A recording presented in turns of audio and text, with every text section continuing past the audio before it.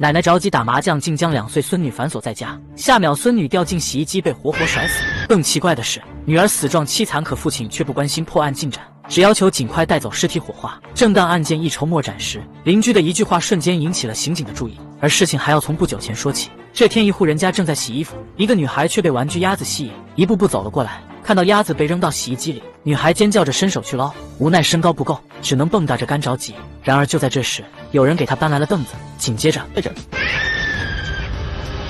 等女孩的妈妈秦敏发现时，看到的是现场的斑斑血迹，以及女孩惨不忍睹的尸体。秦敏崩溃的嚎啕大哭，屋里的丈夫和刚打完麻将回来的婆婆听到动静，连忙跑过来，一家人七手八脚的将人送去医院，可惜已经来不及了，女孩瑶瑶就这么被活活甩死了。之后，秦敏的丈夫张达明认为这是一场简单的意外，便开始着手处理瑶瑶的意外伤害险问题。然而秦敏却始终无法从丧女之痛中走出来，天天寝食难安，精神状态是一天不如一天。她总是会望着已经被打扫干净的洗衣机发呆，在脑海中一遍遍回想着瑶瑶的惨状。可越想，她就越觉得不对劲。瑶瑶年仅3岁，还没有洗衣机高，怎么可能爬进去呢？而且之前她叮嘱过瑶瑶不要靠近洗衣机，她又怎么会无缘无故的把玩具扔进去呢？望着正在与保险公司商量索赔的张达明，秦敏猛然意识到张达明是瑶瑶的继父，婆婆又重男轻女，他们会不会对瑶瑶下手呢？秦敏被自己的这个想法吓了一跳。之后，因保险公司赔付需要警方的意外死亡证明，张达明无奈报了案。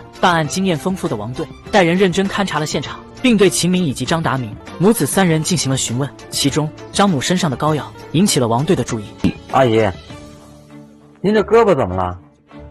唉，类风湿，这动不动就疼，干点活都使不上劲儿。王队不置可否的点了点头。随后，王队等人准备回警局，张达明热情的凑了上来。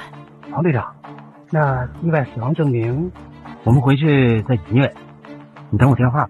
看着张达明失落的样子，秦敏的猜忌之心越发严重。偏偏就在这时，她意外发现了一个秘密：婆婆竟然撺掇张达明赶紧和秦敏再要一个孩子。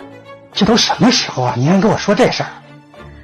现在瑶瑶没了，你们又还年轻，要是有了也不能不要啊！再生一个，没准还是个男孩呢。行了，别说了，我现在心里烦着。种种迹象让秦敏越发觉得张达明母子可疑。与此同时，负责此案的王队也查到张达明竟然给瑶瑶买了10份意外保险，这可不是一般家庭能干出来的。他在学校查查。之后，王队找到了保险公司，从经理这了解到，这张达明是跑运输的。当时他来买保险时，只给自己买了1份，自己还曾劝说让他给家里人买1份，但张达明并没有答应。只是让经理没想到的是，就在经理以为生意做不成的时候，张达明竟然主动打来了电话，说要给瑶瑶上份保险。我估计啊，张达明就是想表表心意，让孩子他妈高兴。想起张达明询问案件时的急切，王队不动声色地询问10份保险会赔付多少？9万。这可不是一笔小数目。王队顿生警觉，怀揣着疑惑，王队再次带人勘察了现场。这一次，他仔细丈量了洗衣机以及小板凳的高度，并询问了瑶瑶的身高。这是正月里量的，现在得这么高了。警察同志，是不是哪不对？是不是哪不对啊？洗衣服的时候，你们具体都在做什么？秦敏说自己在哄二女儿，张达明去冲奶粉，婆婆出门去打麻将，案发时刚好进门。王队着重询问了张达明，当时你就没听见什么动静吗？没有，什么都没听见。王队又问起了那10份意外保险，张达明的解释是瑶瑶年龄小，正是活泼好动的年纪，容易受伤，再加上保险公司一个劲推销，他也就买了。王队不置可否的听完，又找到了邻居了解情况，而邻居告诉王队张达明母子对瑶瑶的态度。邻居说，平日里这对张达明母子对瑶瑶还算好，只是这张母有点重男轻女，再加上瑶瑶不是老张家的骨肉，所以对瑶瑶难免有些苛待。他们家那房好像新盖没多长时间了，看那样盖房怎么也得6、7万吧。不是为了当着您娶媳妇吗？听说这房张达明在外边钱都是他们借的，大不了跟谁借的我没管问，他是个爱面子的人。他那运输公司在哪儿？您知道吗？就在镇上，不大，是个小公司。那么张达明母子会做出杀人骗保的事吗？王队又找到了张达明的同事，这一问才知道，张达明当初盖房的钱以及入保险的钱都是借的，因为还不上，所以隔3差5的就会有人来找他要钱。张达明的经济负担够重的。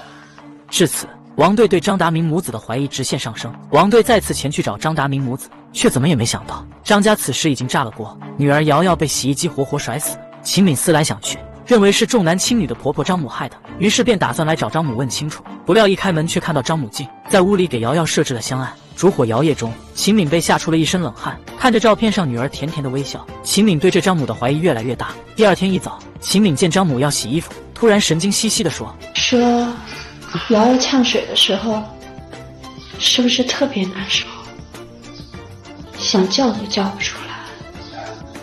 哎，是。这院子现在多清静啊！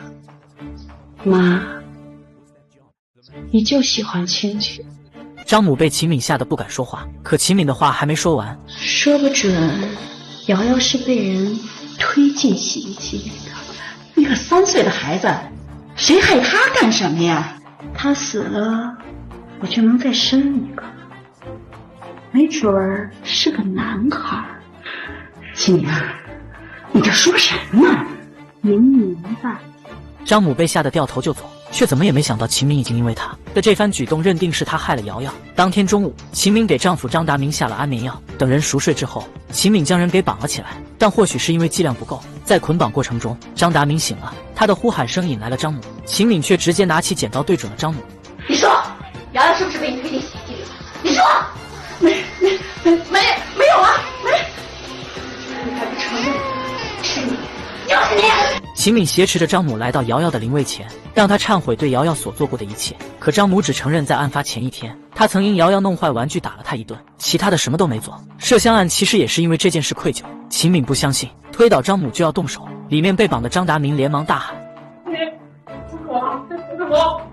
说什么？你再说一遍。”秦敏瞪大眼睛，难以置信地问了2遍，但张达明却只是愧疚地跪在他面前道歉。据张达明说，案发那天，他趁秦敏熟睡，就借冲奶粉的机会来到外面。他用玩具引诱着瑶瑶来到洗衣机旁边，见其一直不往里跳，就干脆搬来板凳。可瑶瑶还是不往里跳，他就干脆帮了一把。盖房子欠了6万多块钱的债，我本来想慢慢攒着，然后再倒腾点什么，赶紧把钱还了。可是这1年下来，什么也没干成，钱也没攒着。你把瑶瑶杀了就能还债了？啊？这不可能！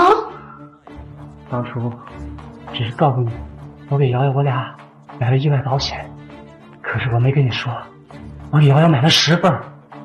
一旦瑶瑶意外死亡，保险公司能赔9万。秦敏被张达明这副狠辣模样吓得连连后退，万万没想到昔日同床共枕、对自己体贴有加的丈夫，竟然才是真正的凶手。至此，案件终于大白。张母听到这一切，气得直骂娘：“你怎么能干这种事儿？真是伤天害理！”张达明不知是虚情还是假意的哭着忏悔：“我有罪，可是瑶瑶已经没了，我就向保险公司赶紧还钱。我每天晚上做噩梦把自己惊醒，我后悔，我害怕，我知道自己错了，可是已经来不及了。”话音刚落，王队带人来到了张达明家。王队本就怀疑张达明，如今刚好将人抓个现行。最后，张达明被判处死刑，终于为自己的贪欲付出了代价。